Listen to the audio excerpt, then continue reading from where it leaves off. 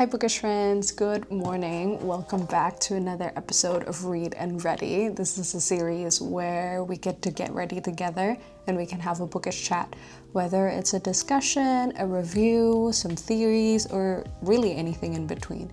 And today I want to talk about something that's been relevant, at least for me, and I feel like a lot of people are going through this as well, is that more and more readers are getting burnt out. And it might have something to do with the fact that book buying is the new fast fashion. I feel like this is a topic that have been coming up more and more, but sometimes it's from people who don't like BookTok as a community. But not that I'm saying like, oh, I'm, part of BookTok or whatever. I do have an account and I do post on BookTok, and I feel like I can talk about it from the side of someone who just went through a very long reading slump, and I did feel very burnt out. That's why it's been very hard for me to read until very recently. So if you guys want to have a bookish discussion with me, grab a snack, grab some drinks, or perhaps you can just turn this on when you're getting ready as well. Let's get into it. Been a long time reader. I feel like you would have noticed that reading seems more like another job than just your regular hobby to take your mind off things. And as a community, as a society, we've been buying more books than we have been reading, which again, that's not really the essence of a reading hobby. It's just stemming into another shopping addiction. But I'm gonna spray my face first. And I thought I would speak about my product a little bit, at least sharing some things that I can actually say I like, not sponsored in any way. So a little context as well is that I have a pretty sensitive combination on the T-zone. If your skin is similar condition like mine and you're looking for a recommendation, looking for new products to try, give that a try maybe, but take everything with a grain of salt because I am just sharing what I like. I like to drench myself with this. This is the Sukin Original Hydrating Mist Toner, the chamomile and rose. The smell reminds me so much of fresh rose toner, but this one has like less of that fragrance rose smell. This just feels more botanical in a way. I need to dry my face a bit.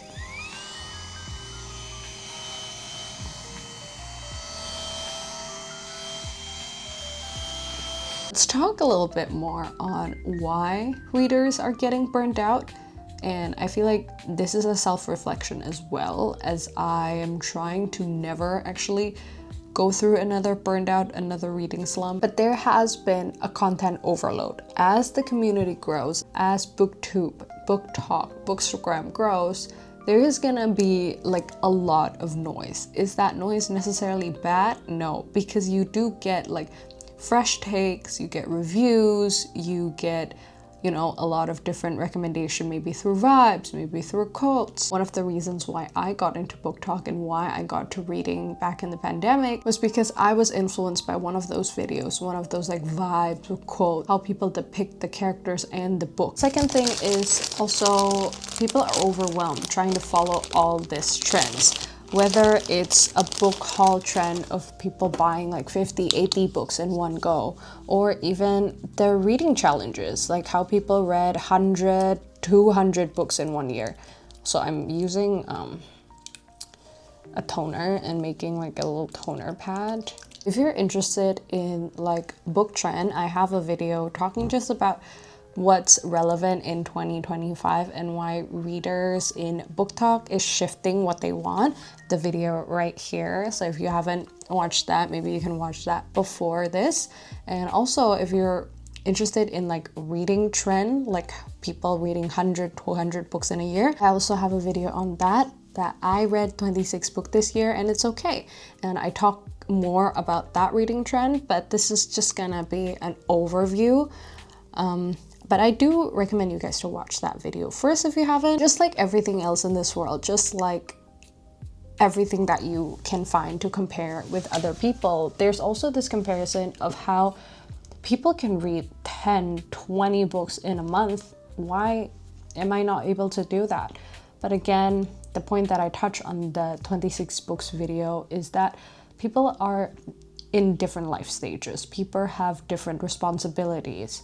Just because you don't have the time for it, just because you don't have the capacity for it, doesn't mean that you're necessarily a less than. Everyone is a reader. How they read, how they get the enjoyment from reading is different. If you can only read maybe a book a month or even half a book a month, that's just more realistic, and it's okay.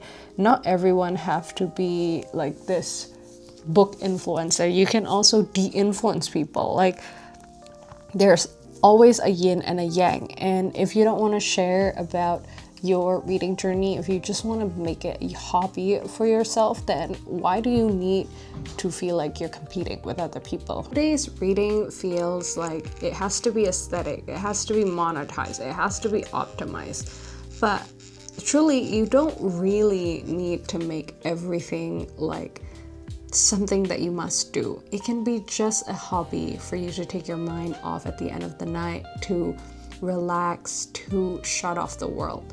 And again, if it's because you want to get like free books or anything, technically ARC readers, you don't need such a big platform. You just have to be passionate about to review.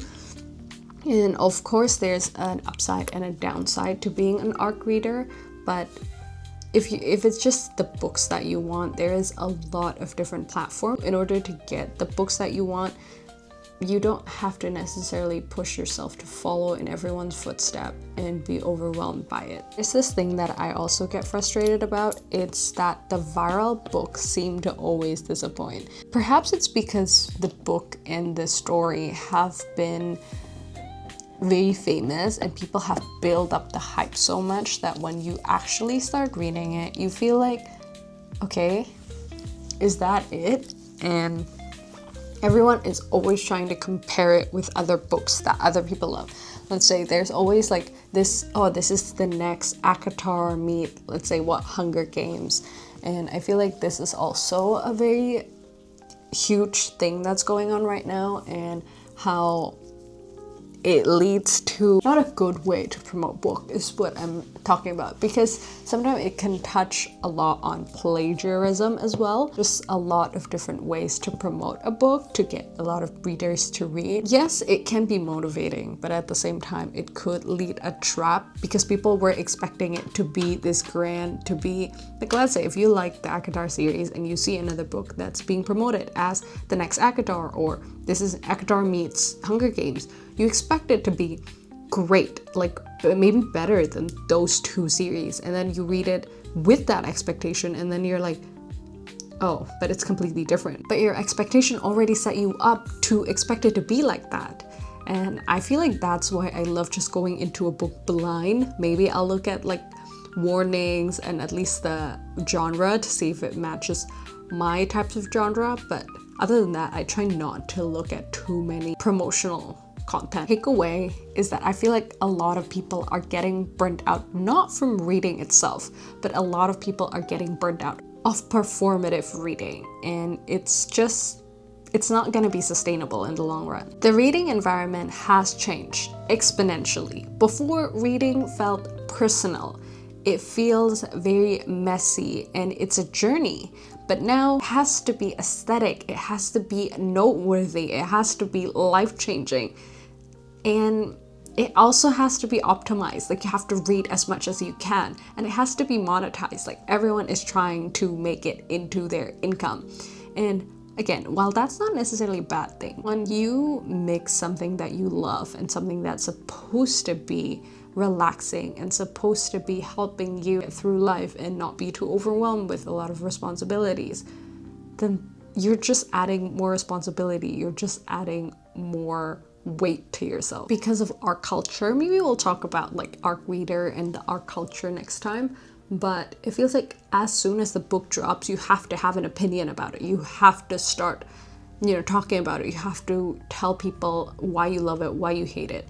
And that is part of our culture, because you do have to put in your review, promote it. You might have to post before the book launch, or sometimes they want you to post on the day the book launch, but take your time, take your time reading, gather your thoughts, really process the book. You don't have to be the first in everything. At the end of the day, I feel like readers are becoming content machine and they don't realize it. Again, if you post on BookTok, Bookstagram, BookTube, you are inevitably a content machine, and the algorithm, the application, the social media that you're using, they do reward you posting more regularly.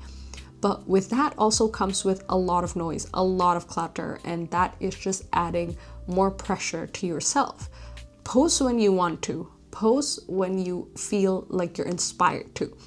My thing is, I'm coming back to BookTok, to Bookstagram after like a 2-year hiatus, hopefully with a better mindset. Hopefully this time I won't get burned out. But I'm also sharing what I'm deeply passionate about. I'm not sharing like a ton of book hauls because that I just don't feel like that's me. I'm posting read-alongs. I update people every day because that gets me motivated to read. That gets me to articulate my thoughts and to process the book in a lot deeper, meaningful way because I have to explain what I feel about it. I feel like that has been making me more joy and making me more excited to read. And I feel like I get a better understanding on the storyline better rather than just going through the book very quickly and then not even remembering most of what's happening. People, and I'm guilty for this as well, people feel guilty for reading slowly, for taking their time, and that never used to happen. Before, when I was in the reading space, when I joined Goodreads in like 2012, 2013, you only see like people updating not very often. Maybe they read 2-3 books a month and then that's it. And those are the people who read more books. But nowadays it feels like everyone is updating daily and everyone is adding more and more and more to their reading goal. You just have to find what works for you. You have to evaluate what is realistic to you and what won't make you burnt out. Now this is sunscreen, and let's talk about what you guys are probably clicking on this video for, and that is why book buying is part of fast fashion and why it feels like never ending. One is that publishers are pushing out new deluxe edition, new sprayed edges edition, new limited edition.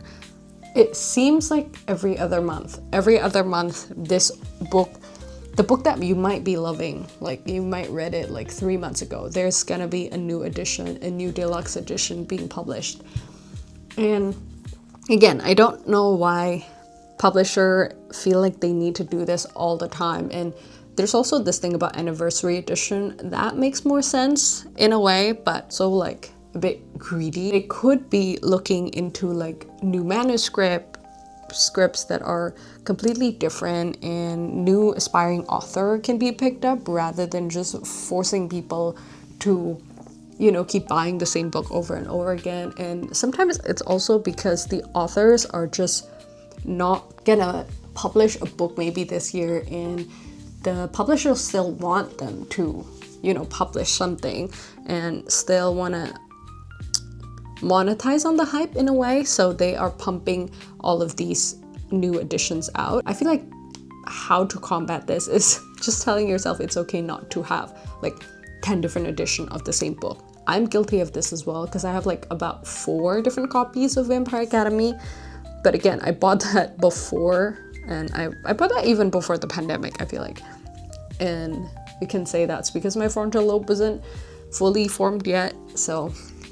But I'm now being more and more conscious about that, and if I have 1 copy already, it's okay to like be in awe of it. If you want to take a content of it, just take the content in a bookstore. You don't necessarily have to have it in your home.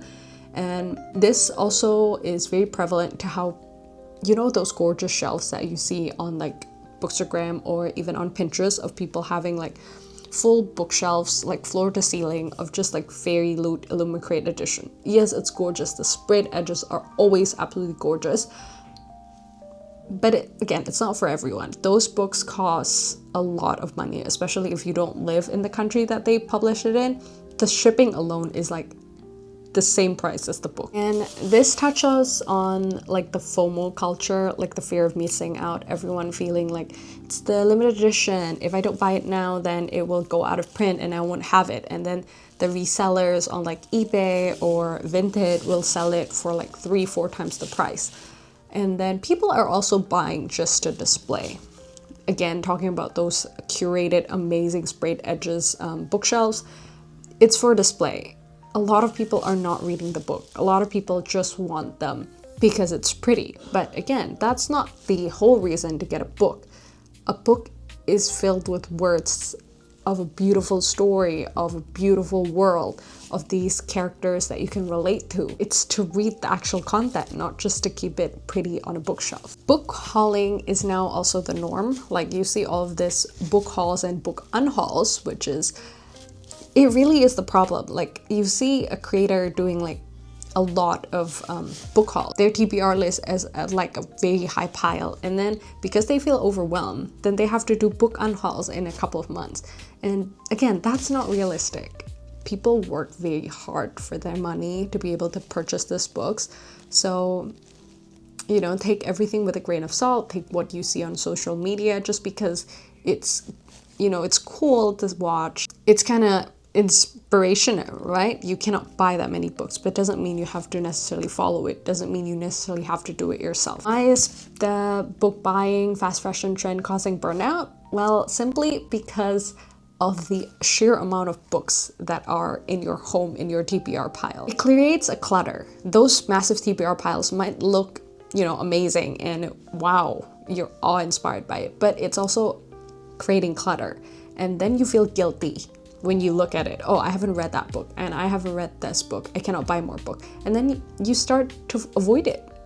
And avoidance lead to that burnout because you don't feel joy in reading anymore. You feel guilty because you're not reading as much as you can, as fast as you can. You are only reading 1-2 pages a day. Again, that's not the whole point of reading. Reading is supposed to be something that brings you joy. And if bringing you joy and what's realistic to you is 1-2 pages, that's okay. You don't need to finish one book every day. It also brings you this sense of being behind in something, again, in your hobby, something that should be an escape to you, but now you feel guilty about it. Then you try to buy more books to get a dopamine hit. And the dopamine, the joy no longer comes from reading itself, but from buying. And this is just creating more and more problem in this consumerism world. We are now buying massive amounts of book, buying more books to put on our TBR list, the way that people are buying those $10, $12 tops on Shein. It's fast, it's impulsive, and it's gonna come with a lot of guilt. Emotional consequences that leads to a reading slump is because of those guilt, because of that feeling behind every time. Because feeling like you're just not enough. You're not a reader because you can't read 10 books a month. It just takes a lot of the joy out of reading. It takes a lot of joy out of something that's supposed to make you relax. There's also this pressure to love the books that everyone seems to love, and I feel like it's okay to be different. This world that we're in, we want to feel like we can connect to everyone else, but trust me, there are people who don't like the books that you don't like as well. Reading is personal. Reading mostly is because you can relate so much to the character, to their story, to their development. If you can't connect to that, that's okay to dislike a book. Doesn't necessarily mean you have to bash the author, go online and start hating on the author on the book. It's okay to close the book, say it's not for you. Whether you want to leave a review or a rating on like those rating apps is completely up to you. But again, don't spread hate or feel guilty just because something is not for you, not something that you like. It's okay. Now, if you feel any of this, if you feel a bit of a burnout, if you feel like you're reading slump, you're not alone. Everyone, I feel like, is feeling this, especially with how the community is right now. The guilt, the feeling behind, the feel like you can't keep up is exactly why we're all falling into book slumps. And perhaps next time we can talk about how to overcome the book slump and how I managed to overcome the book slump. But that will be it for today's video. Let me know what you are going through right now. If you're going through a book slump, some kind of burnout, and maybe how you overcome it or how you're feeling, just share and we can have a discussion on that. And thank you for hanging out with me and having this little bookish chat. Let's connect in all the socials. My handle is always Get Lost with M on BookTok, on BookTube, on Bookstagram. And I hope that you guys have a good rest of your day. See you next time.